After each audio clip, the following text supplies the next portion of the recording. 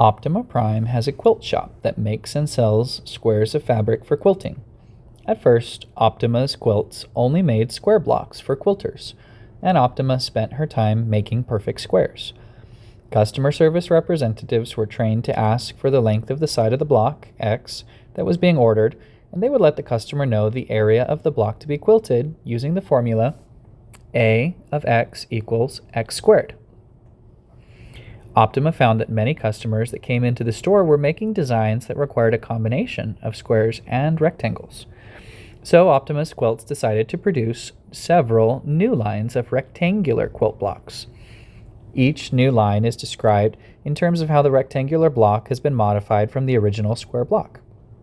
For example, one line of quilt blocks consists of starting with a square block and extending one side length by 5 inches and the other side length by 2 inches to form a new rectangular block. The design department knows that the area of this new block can be represented by the equation A of x equals x plus 5 times x plus 2.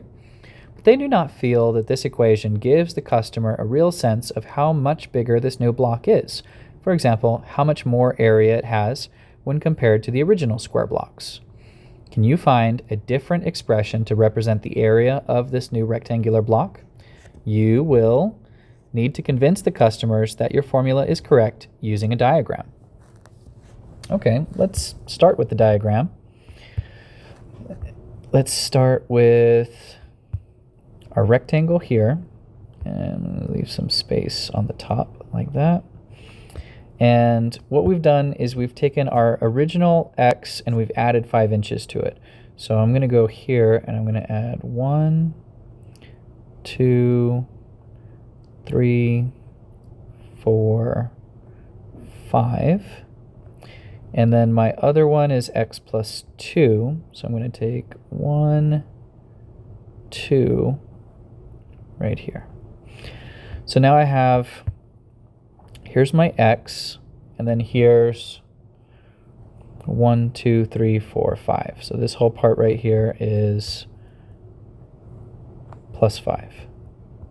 And here's my X again, and this whole part right here is plus 2. So if we think about this, we can actually kind of divide this into a couple of regions.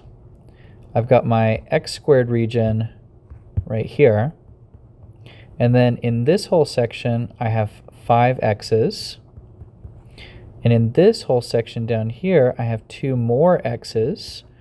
And then down here in the corner, I have 5 times 2, which is 10.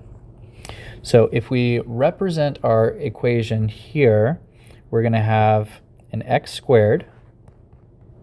I have 5 x's plus 2 x's for a total of 7 x's. And then I have a 5 by 2 rectangle, which has an area of 10.